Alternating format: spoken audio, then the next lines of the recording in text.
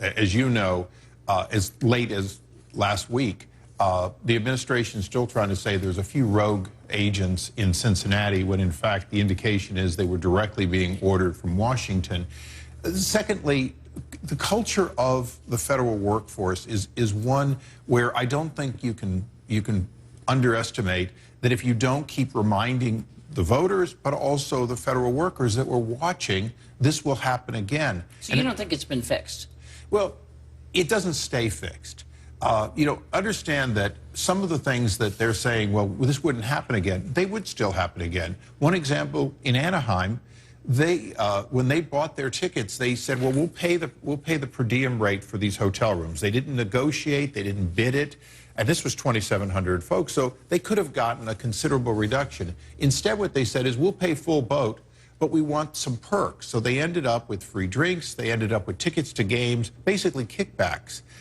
This is hard to find. This is where inspector generals do their work, both on behalf of waste and criminal. It's also coming at a time, we should add, when the IRS was saying, gee, we can't get all of the people not paying their taxes because we don't have enough money, which gives it, I think, probably some resonance as you all keep going. I want to move on to the other thing that you're talking about, because we were provided from your committee some of the transcripts of some of the interviews that you have done with the frontline agents in Cincinnati. The ones that supposedly were the started. These were done both with the Ways and Means people in the room, Republicans and Democrats. Okay. And one of the excerpts we were given, and I want to talk to you about how problematic it is to get excerpts, because we know that you interviewed these people probably for hours and you get little excerpts, so it's hard for us to kind of judge what's going on. But here's one of those, just from IRS agent, again, from the Cincinnati office. The investigator said, so is it your perspective that ultimately the responsible parties for the decisions that were reported by the IG, that is the decisions that target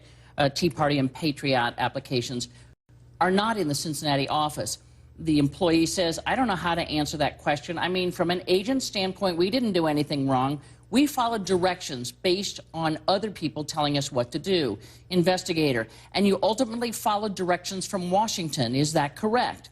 The employee, if direction had come down from Washington, yes. The investigator, but with respect to the particular scrutiny that was given to Tea Party applications, those directions emanated from Washington. Is that right? The employee answers, I believe so. It's totally not definitive, well, that one, as you understand. That one isn't. Right. But I will tell you, one of the agents asked for and got a transfer because that person was so uncomfortable that they wanted out of it. And they've said categorically they thought it was inappropriate, and that's why they requested, that person requested a transfer. And we'll have those transcripts as well. Right. Which will, so, and these transcripts will all be made public. The killer about this thing is, because you know our problem really here is that, and you know that your critics say that Republicans and you in particular sort of cherry pick information that go to your foregone conclusion, and so it worries us to kind of put this kind of stuff out. Can you not put the whole transcript out? The whole transcript will be put out. We understand these are in real time, and the administration is still their paid liar, their spokesperson. Picture behind, he's still making up things about what happens and calling this local rogue.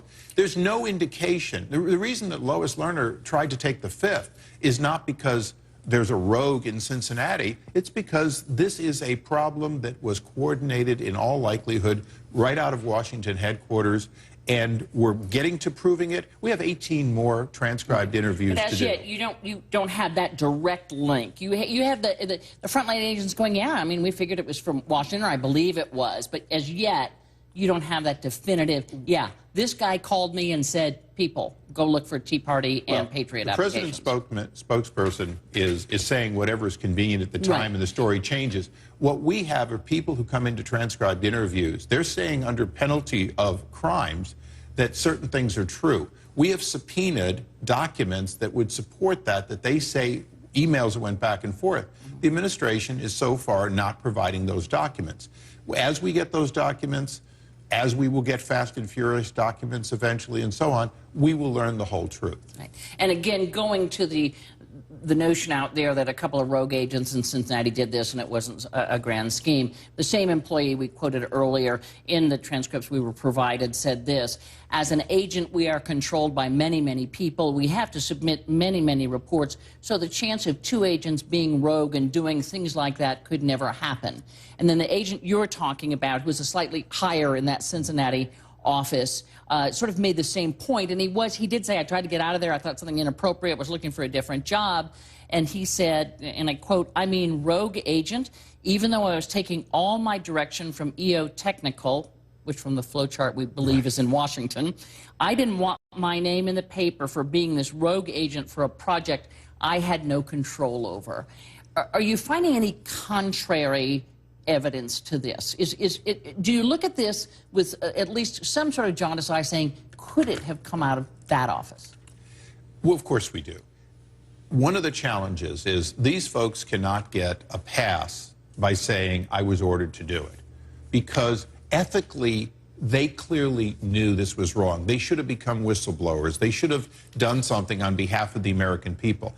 The culture at the IRS, when we're done, when the reorganizations and the changes are made, have to do two things. They have to have checks and balances, but they also have to have that individual responsibility. If there's a rogue agent or if somebody orders someone to do something and it's wrong, you can't say, I knew it was inappropriate, and then not have told somebody like the IG. If the IG had been told, I'm being ordered to do this, this investigation might have ended very differently. Do you come into this with a preconceived notion? Certainly, a lot of the things that we're getting at random news conferences is that Republicans, and you're leading this charge, at least in your committee, really want to tie this to the White House. That you all are out to say this somehow happened at the White House, went to the IRS, and the IRS did the president's bidding.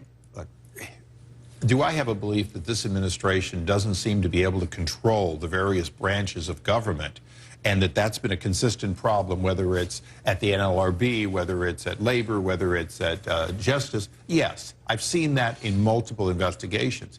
We've never tried to tie things to the president, tie things to the cabinet officers. What we've tried to do is get the kinds of transparency we were promised, which we're not getting, and then try to get the reforms that we need so that government represents. What does your gut tell you now, this far into the investigation? Well, my gut tells me that too many people knew that this wrongdoing was going on before the election, and at least by some sort of convenient, benign neglect, allowed it to go on through the election, allowed these groups, these conservative groups, these, if you will, not friends of the president, to be disenfranchised through an election.